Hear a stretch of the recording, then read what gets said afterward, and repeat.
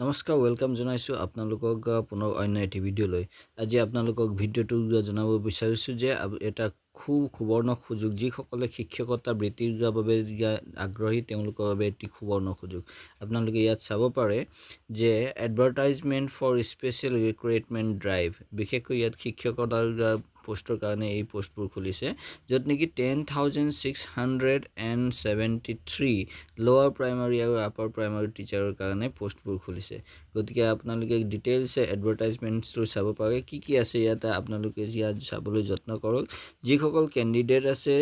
as on 30 September 2025 must be working as contractual and state poll teacher under SSA যিসকলে SSA ৰ আন্ডাৰত already কন্ট্ৰাকচুৱেল পোষ্টত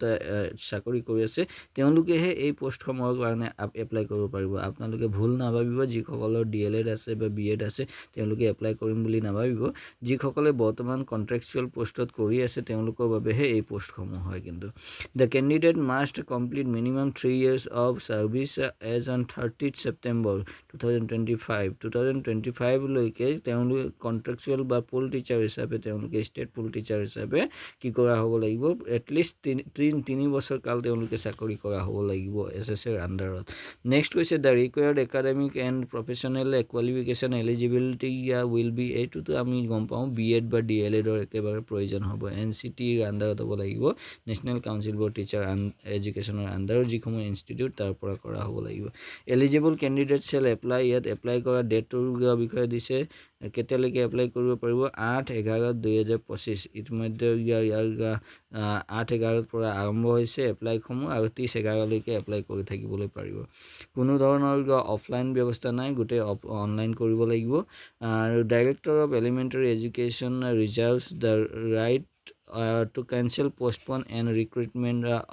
at any state without assigning the any reason thereof so যদি তেনেকুৱা ধৰণৰ কিবা অসুবিধা পায় ৰিজন পায় তেনেহলে তেওঁলোকে কি কৰিব পাৰিব এই পোষ্টসমূহ পোষ্টপন কৰিব পাৰিব গতিকে ইয়াত ডকুমেন্টছ কি লাগিব কি নালাগিব আপোনালোকে অফিচিয়েল ৱেবছাইটত গৈ চাব পাৰিব আৰু যদি আপোনালোকে অধিক জানিব বিচাৰে এই ৱেবছাইটটো দিছে যে https://deeassamgov.in ত গৈ আপোনালোকে ডিটেইলছটো চাব পাৰিব ভিডিঅ'টো যদি ভাল লাগে আপোনালোকৰ বন্ধুবৰ্গৰ লগত শ্বেয়াৰ কৰিব আৰু চেনেলটো সাবস্ক্ৰাইব কৰিবলৈ নাপাহৰিব জয় আই অসম